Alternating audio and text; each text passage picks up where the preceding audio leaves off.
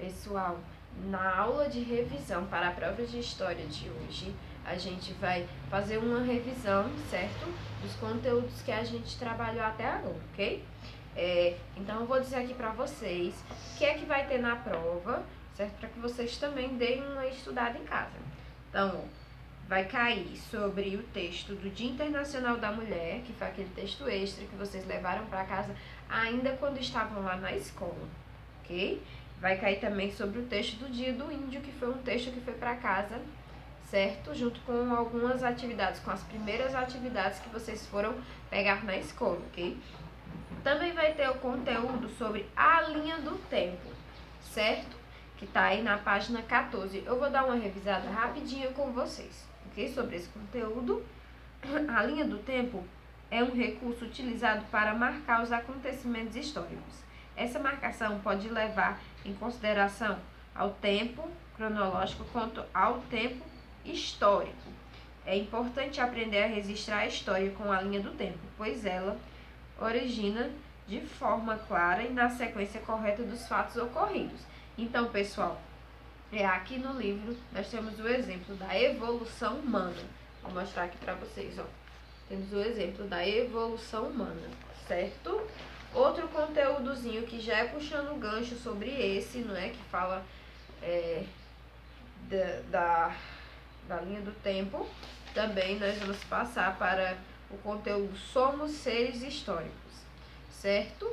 Que tem um textozinho aí na página 17, certo? Que mostra que nós somos seres históricos, que cada pessoa tem a sua história, que ela vem desde quando os nossos pais se conhecem, de quando eles resolvem nos ter, certo? De quando a gente nasce, de quando a gente tem 1 ano, 2 anos, o que a gente faz durante esse tempo, certo? Então, pessoal, nós somos seres históricos, nós temos a nossa história, certo?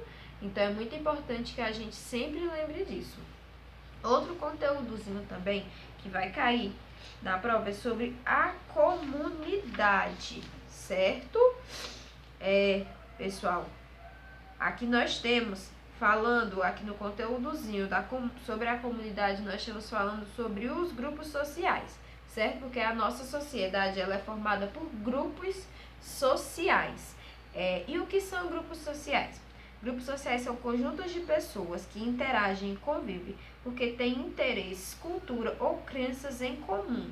Todas as pessoas vivem em diversos grupos sociais, então a gente não vive apenas em um grupo social, a gente vive em mais, ok? Vou dar alguns exemplos aqui de grupos sociais, que são a família, a escola, a igreja, o condomínio, a torcida, os amigos e o trabalho, etc.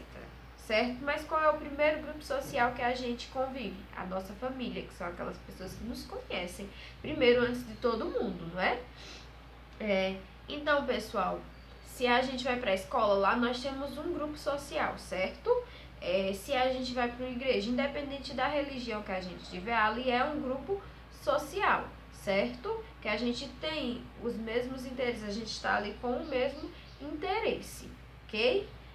Então, pessoal, eu vou dizer aqui alguns deveres e alguns direitos que a gente tem sobre a nossa comunidade, ok? Então, são deveres. Podemos ter uma casa bonita e organizada, mas ela não está sozinha na rua. Por isso, devemos zelar pela limpeza da calçada, verificar se a rua está iluminada. Também devemos colocar nosso lixo na rua sempre de forma organizada para que o caminhão de coleta possa recolher sem derramar nada. E também colocar no dia certo, certo? Para que não fique o lixo espalhado, certo? Que a gente tem que saber que a gente não está sozinho ali na nossa comunidade, ou seja, no nosso bairro, né? Onde a gente mora. Então, pessoas que trabalham e estudam durante o dia precisam dormir à noite.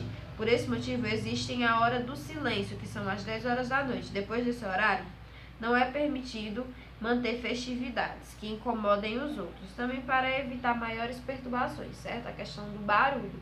Tem gente que trabalha o dia todo, que estuda, e à noite vai querer o quê? Dormir. Então, às 10 horas da noite, não pode estar com o som ligado, nem estar fazendo festas, ok? Então, são direitos nossos na comunidade. Toda criança tem o direito de se divertir, mas quando essa diversão prejudica os moradores da rua, sua casa e seu jardim, o melhor é procurar outro lugar para brincar. Em algumas brincadeiras, há o desrespeito, os colegas com pancadarias, palavrões que não são coerentes com as pessoas educadas. Então, pessoal, a gente tem o direito de brincar, só que essa brincadeira seja sadia, certo? Que a gente brinque sem estar prejudicando ninguém, sem bater, sem xingamento, certo? Brincar direitinho, ok? Então, ó, e os parques comunitários, em que situação se encontram? Em poucos meses de abertos ao público, lá estão arrebentados os brinquedos das crianças, pois até os adultos os usam. E as plantas, a grama, são respeitadas como deveriam? Os telefones públicos, em que estado se encontram? Colocamos sempre as embalagens de tudo que consumimos, como pipoca, picolé, batata e etc. na lixeira.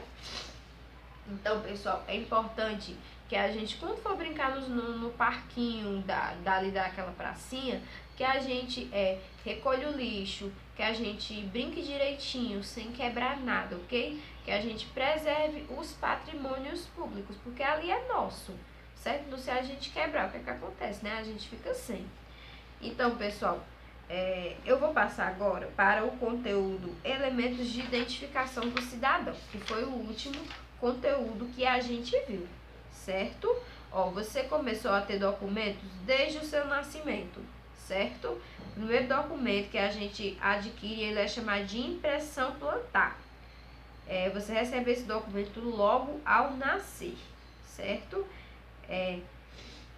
As pessoas, elas recebem documentos que identificam e que registram acontecimentos da sua vida. Então, eu vou dar aqui o exemplo de umas e vou falar um pouco sobre eles, ok? A carteira de identidade, ele é o documento que identifica quem somos. O passaporte, ele é o documento que ficam registradas as nossas saídas do Brasil. O título de eleitor, ele é o documento que nos dá o direito de votar nas eleições. A carteira de trabalho é o documento em que serão registradas as informações sobre o trabalho. O CPF ele é o cadastro de pessoa física. A carteira de vacinação, ele é o documento adquirido assim que a criança toma a primeira vacina.